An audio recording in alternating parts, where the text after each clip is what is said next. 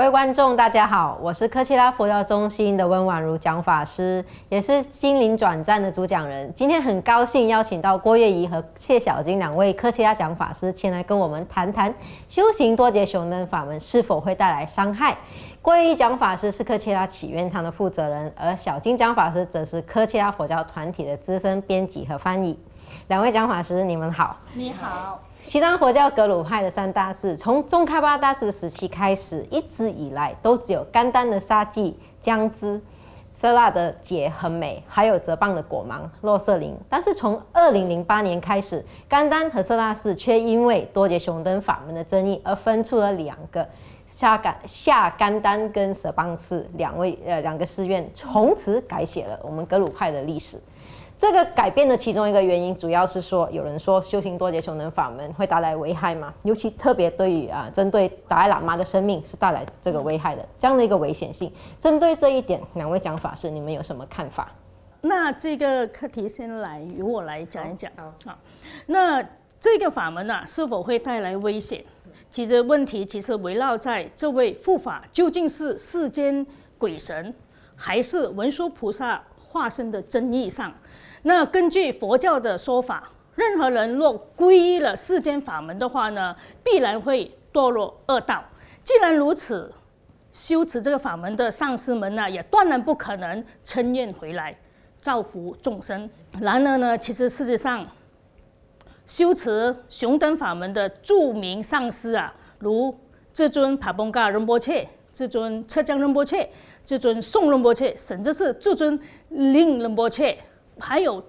至尊达赖本尊本身都已经转世回来，而且从他们的法人事业的那个成就可以看得出来，这些大德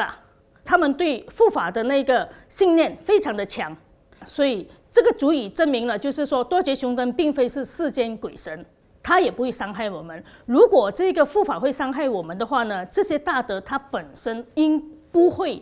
把它推荐给我们，这是我个人的看法。其实我很认同皈依讲法师的这个想法。我想大家都知道，至尊帕繃喀仁波切他是赫赫有名的道次第的这位大师，他的大著《掌中解脱》至今还是我们现代人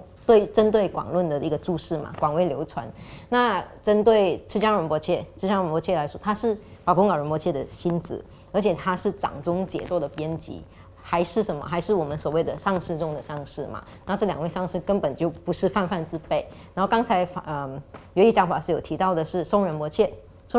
他25岁就考取了头等哈兰巴的这个学位，而且他也是赤江仁波切的学生嘛。然后他是以什么？他是以思路清晰，还有辩才无碍，还有拥有神通出名的。这样的三位大师肯定是不可能会伤害我们的。我非常认同主持人你刚才所说的那一个看法。那其实多杰雄灯的崛起，其实我们每一个人都知道，就是为了保护宗喀巴大师的教诲。而从西藏佛教在中国的发展历史上来看呢，其实我们也不难发现，雄灯护法所护持的宗喀巴格鲁教法在清朝最为盛行。然后著名的北京雍和宫，大家都知道，北京雍和宫是一个非常著名的佛教的那个旅游胜地。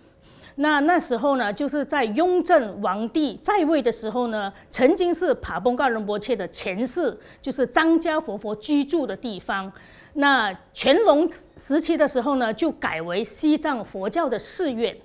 然后后来呢，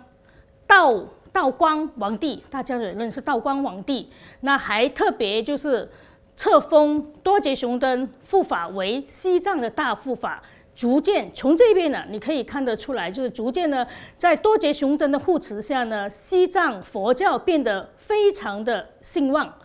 只有佛的特质，才有如此大的成就。这是我要跟大家分享的。OK， 小金讲法是相信观众会想要多点了解多杰雄灯他的背景。既然说他是文殊菩萨的化身嘛，那你是否可以简单介绍一下他的前世？那说到多杰雄登的前世，其实我们可以分成2个部分来讲这件事情。那第一个部分呢，他的前世可以是他直接的前世，就是从宗喀巴他的杜布扎巴坚在那个时代一直追溯到宗喀巴大师的时候。那另外就是宗喀巴大师之前的，可以追溯到文殊菩萨的那个时代。所以我们先讲他的直接前世杜布扎巴坚赞。那杜布扎巴坚赞，他在世的时候，无论是在学识上或者在成就上，都跟当时的五世达赖尊者是齐名的。至于这杜布扎巴坚赞的前世班禅索南扎巴呢，他的成就是更加的怎么说呢？更为世人所知晓，因为他当时是非常著名的学者，非常著名的大师，不仅曾经担任格鲁三大寺院的住持，也是上密院的住持，他同时也是第15任的甘丹赤巴。班禅索南扎巴的许多著作到现在还是被沿用的，是他们用在目前他们考格西的一个主要课本。那再往上追溯，我们直接就跳到宗喀巴大师时代的宗喀巴大师的主要弟子，就慈律主扎巴坚赞。那慈律主扎巴坚赞呢，他是在他的那一世，他答应了乃琼护法，崛起成为守护宗喀巴教法的护法神。那这个慈律主扎巴坚赞，他当时在世，他不仅建立了甘丹寺，据称当时他的成就还跟宗喀巴大师不相伯仲。所以现在这几位就是比较靠近我们年代比较接近，就是宗喀巴大师以后的几位著名的大师嘛。那针对宗喀巴大师以前的有哪一些呢？对，宗喀巴大师之前嘛，我们可以从文殊菩萨之后的开始讲起。那著名的有印度的大成就者毕瓦巴。毕瓦巴当时他是以神通和他的善巧著名。接下去呢，他有萨迦班智达。那萨迦班智达，他是在西藏历史上第一位被称为班智达的大师。那此外，他怎么说？他还是萨迦派的创始人之一。接下来还有一个叫布顿仁钦珠者布顿仁波切。布顿仁波切，他最伟大的、最让人津津乐道的是，他汇集了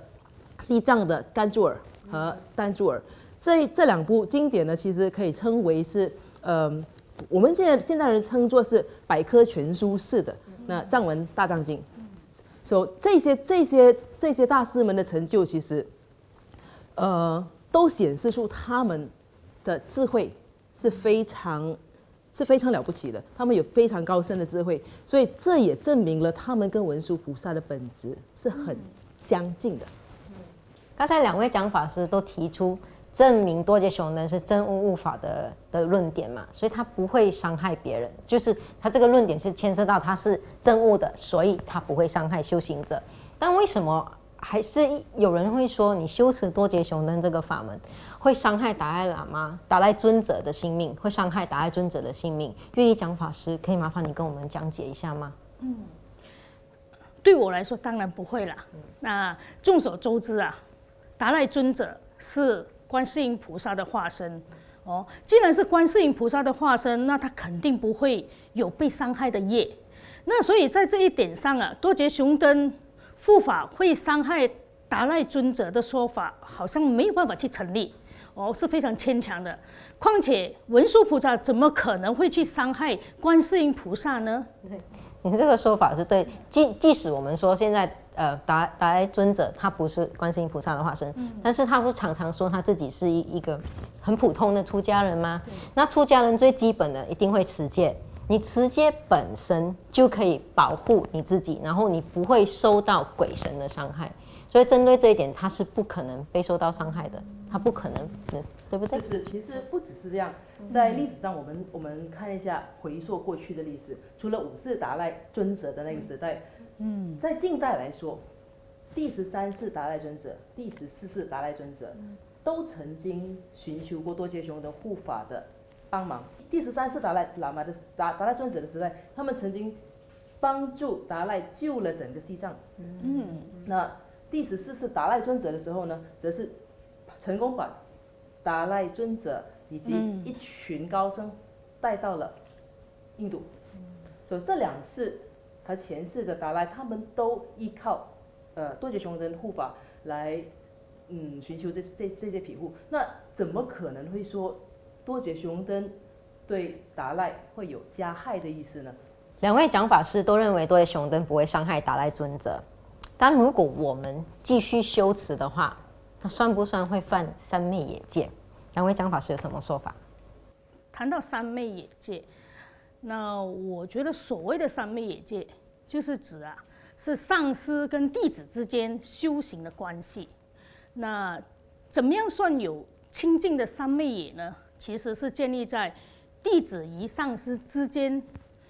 坚守彼此修行上的承诺。所以，如果是犯三昧野戒的前提是两位修行者之间拥有正式的师徒关系，而弟子就是背弃了上师的承诺。然后，事实上呢，西藏佛教的修持者不一定都是达赖喇嘛尊者的弟子，所以他们选择修持多杰雄灯不算是犯三昧野戒。另外，如果一名弟子有超过一位上师的话呢，而上师之间视线对立的看法的话呢，这时候弟子就必须跟从第一位传授这个教法给他的上师。这个是佛经里面讲得非常清楚的。所以月仪讲法师的意思是说，今天继续修持多杰雄灯护法的这些人，只要他们不是达赖喇嘛尊者的弟子，是不可能有所谓三昧野戒的这个问题。那搞清楚三昧野的这个部分以后，我们接着来谈谈多杰雄灯酬供文里面血腥的部分。很多人抓着这个东西说，既然多杰雄灯他是文殊菩萨的化身嘛，那他一定是慈悲为怀啊。为什么他的酬供文里面竟然是那么多的血腥？所以因为这样子，他们断定说你修这个法门就会有伤害。针对这一点，其实我常常很多人都问我这个问题，我也回答了不少次。那会问这些问题的人，也许是对西藏佛教的护法修持不太熟悉。那其实护法的酬供文中呢，基本他们常常有描绘一些相当恐怖的一些画面。那针对的并不是具体的人，他所针对的其实是我们内心的敌人。所以在护法的补过酬供文，我们以这个作为例子，在这个过程里面，我们会不断的观想一个人形，那一个人形基本上是由人的贪嗔痴和恶业所显现的。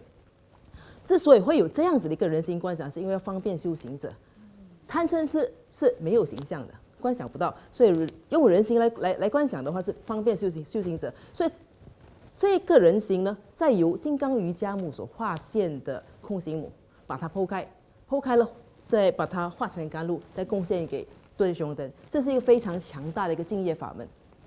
所以基本上，这种修持法呢，不只是不血腥，反而还是十分的慈悲和十分善巧的。所以，既然护法的修持是为了协助我们断除我们这些障碍，那为什么多杰雄灯其中一位化身金者，金者他是专门赐予我们财富的？那跟佛教这一块来讲，就是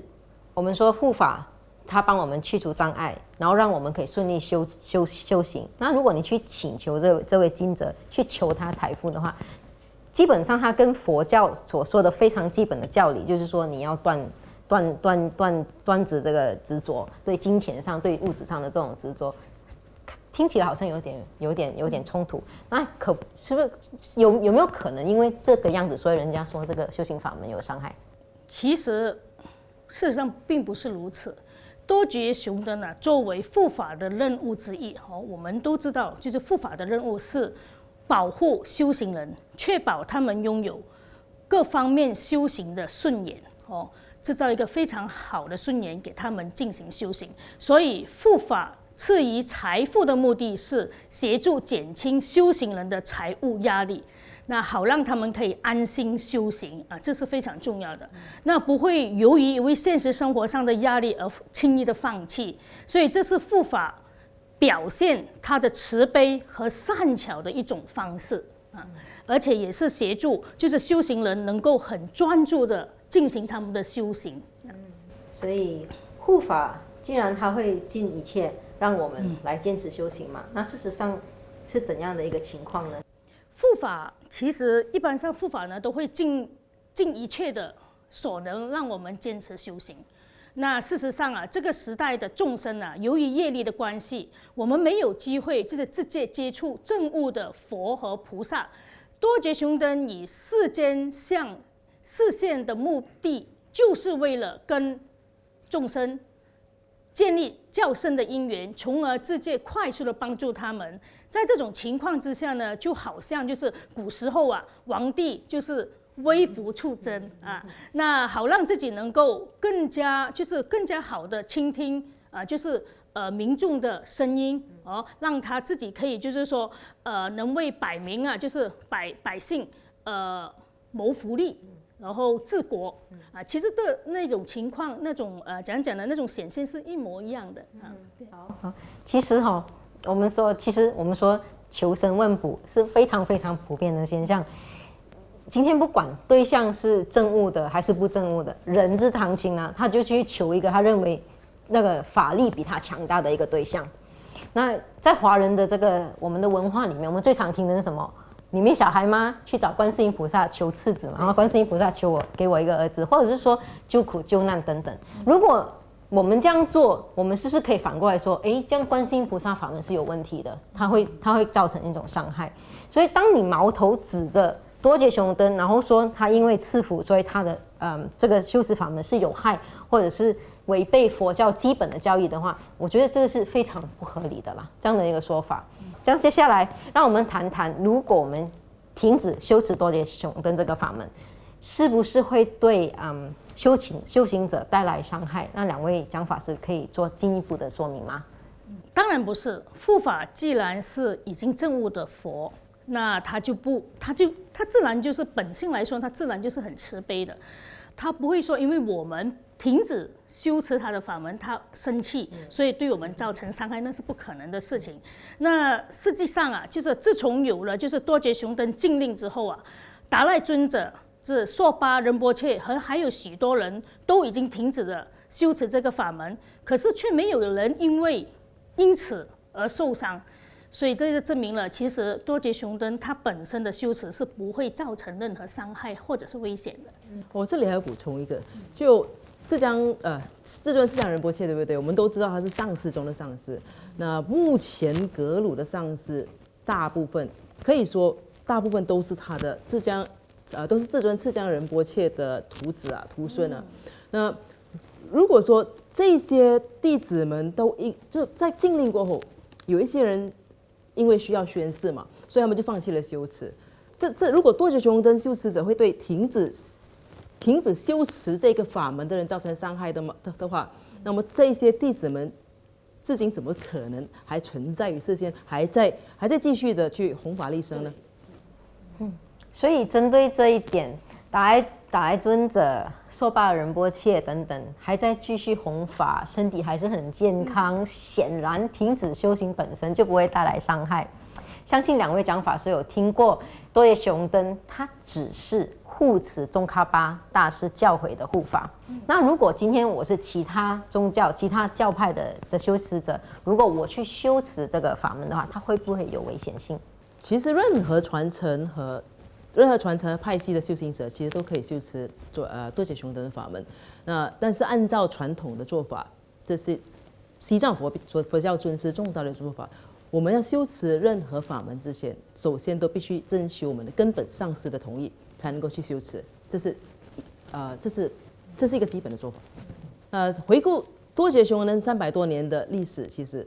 除了格鲁派，其他的传承如萨迦派啦、噶举啦，或者是宁玛，他们都有很多上师曾经修持过多杰雄灯法门。那在萨迦派或者是噶举派的上师，甚至曾经为多杰雄灯法门撰写了筹供。有萨迦派的法王有几位，甚至是多杰雄灯的转世。那从这一点看，我们可以证明多杰雄灯护法其实对所有的传承修持者都是一视同仁的。所以从今天的讨论里面，我们可以得到一个结论：多杰雄灯是文殊菩萨，他不是鬼神，而且他过去许多修持雄灯法门的这些上师都已经转世回来，继续弘法利生。这样的一个慈悲大师，很断然的，他不可能违背佛法的这个教义，这样一个有危险性的法门交给我们嘛。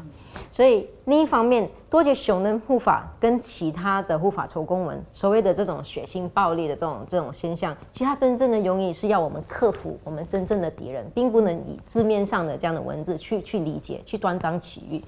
所以今天很多人对多杰雄灯有那么大的一个误解，是因为它有这个争议的存在。它的修持法门跟其他护法法门在本质上其实是一样的，所以除了护持佛法以外，还是为了协助修行人能更上一层楼嘛，在修行上。所以综上所述，多杰雄灯作为一个完全正悟的护法，不但不会伤害任何人，反而会慈悲的引导修持者，为他们创造修行的顺延，所以修持这个法门并不会带来伤害。谢谢两位今天百忙中抽空来给我们讨论这个课题。我希望透过这样的一个讨论，大家清楚知道修行多杰雄灯法门并不会带来危害，希望大家可以安心修持。我们有机会再会，谢谢。